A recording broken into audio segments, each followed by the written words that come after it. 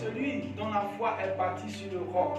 Dieu cherche celui qui l'adore en esprit et en vérité. Quand tu adores Dieu en esprit et en vérité, tu as une foi solide. Amen. Amen. Quand tu es sincère dans ton adoration, tu as une foi solide. Quand tu es véridique dans ton adoration, tu as une foi solide. Quand tu adores Dieu dans la vérité, bien-aimé, il est difficile que tu puisses être ébranlé. Regardez ce qui ébranle les enfants de Dieu, ce sont les persécutions.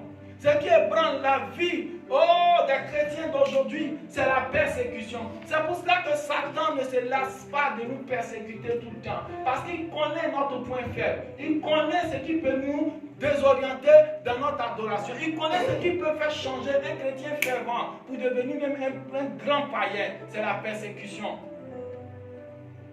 À cause de la persécution, beaucoup ont perdu leur foi. Alléluia. Beaucoup ont abandonné les dieux.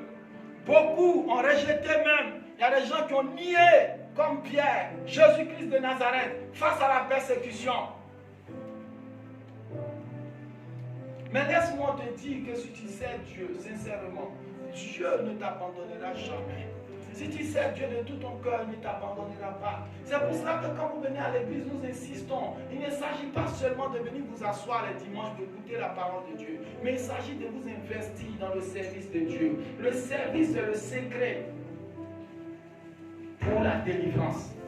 Le service à Dieu, c'est le secret, c'est la clé qui ouvre la porte de la captivité pour que tu sortes. Le service à Dieu, c'est ce service-là, c'est sur ça que Dieu va s'appuyer pour intervenir dans ta vie. Comme ce fut le cas pour Ézéchias lorsque Dieu a dit qu'il devait mourir. Mais il n'a pas rappelé que tous les dimanches j'étais à l'église. Il n'a pas rappelé que je jeûnais trop, je priais trop. Il a rappelé ce qu'il a fait dans la maison de Dieu. C'est le service à l'Éternel qui amène Dieu à agir dans ta vie. C'est pour cela que dans Malachie, il dit, je mettrai la différence entre ceux qui me servent et ceux qui ne me servent pas. Quand tu sers Dieu, Dieu met toujours la différence entre toi et les autres. Amen. Là où les autres doivent mourir, toi, Dieu, il te sauve. Là, la fournaise dans la Bible déclare que l'ennemi, le roi a demandé à ce qu'on chauffe cette fournaise-là 7 fois. Alléluia. La fournaise était extrêmement chauffée. C'est-à-dire la persécution avait augmenté jusqu'à son paroxysme.